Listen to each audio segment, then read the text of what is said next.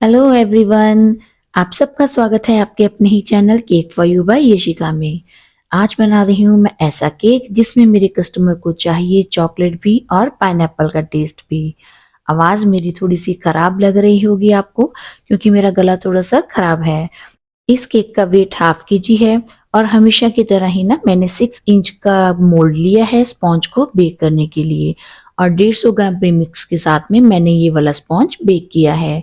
तो यहाँ पर ना इसको मैंने सिर्फ 2 लेयर्स में ही काटा है। सबसे पहले जो मेरी इस स्पॉन्ज की नीचे वाली बेस लेयर थी उसी को मैंने यहाँ पर रख दिया है और अच्छे से सोकिंग करके और लगा दिया है यहाँ पर क्रीम।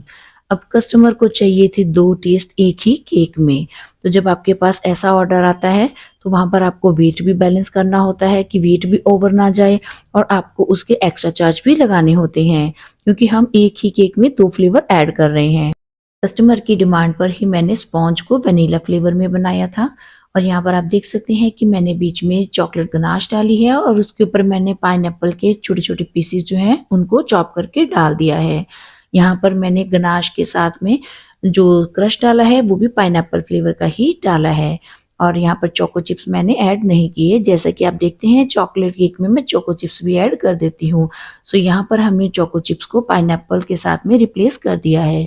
तो यहाँ पर क्योंकि 2 ही लेयर थी तो उन लेयर में ही हमने फिलिंग कर दी है, और अब सारी तरफ से केक को अच्छे से हम क्रीम के साथ में कवर कर देंगे। तो यहाँ तक हमारी जो है ना क्रम कोटिंग कंप्लीट हो जाती है। जिस दिन ये मेरा केक का ऑर्डर मुझे मिला था उसी दिन मैंने एक फंक्शन भी अटेंड किया था। आकर कुछ तबीयत ठीक भी नहीं थी, बट जिनका ये ऑर्डर था ना वो मेरे से ही केक बनवा चुके हैं पहले भी, सो मैं उन्हें मना नहीं कर पाई।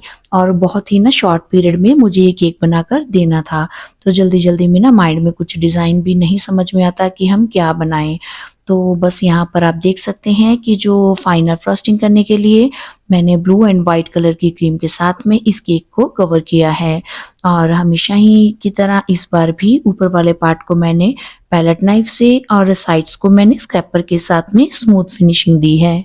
अगर आपकी क्रीम का टेक्सचर जो आपने विप की है उसका टेक्सचर बहुत ही सॉफ्ट एंड स्मूथ होगा तो केक के ऊपर फिनिशिंग ना झट से ही हो जाती है। अगर वो ड्राई टेक्सचर में होगी तब कुछ ज़्यादा टाइम लग जाता है केक पर फाइनल फिनिशिंग लाने में, और जो केक की ना लुक इतनी स्मूथ नहीं दिखाई देती।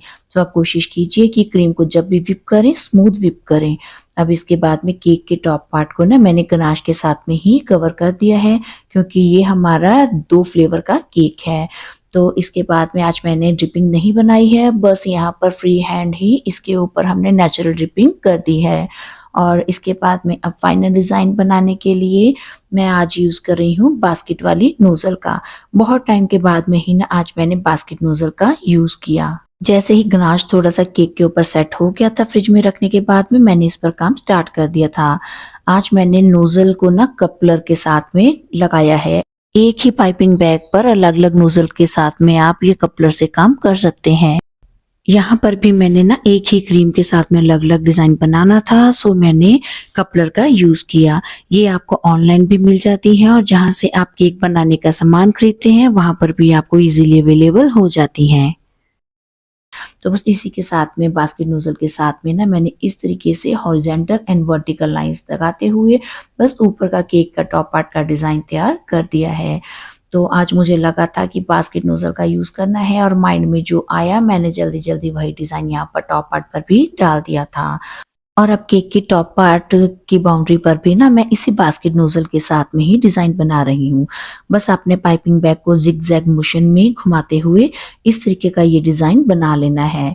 इस तरीके का डिजाइन ना आज मैंने केक पर पहली बार ही शायद बनाया है, क्योंकि जब ये नोजल मैंने यूज कर ही ली थी तो मुझे लगा कि आज कुछ और भी इस नोजल के साथ में ट्राई करना चाहिए। अब क्योंकि देखिए मैंने पाइपिंग बैग के आगे कपलर लगाया था, सो इसीलिए मैंने उसका आगे वाला पार्ट रिमूव किया और जो बास्केट नोजल थी उसको मैंने रिप्लेस कर दिया था नोजल नंबर 8 के साथ में।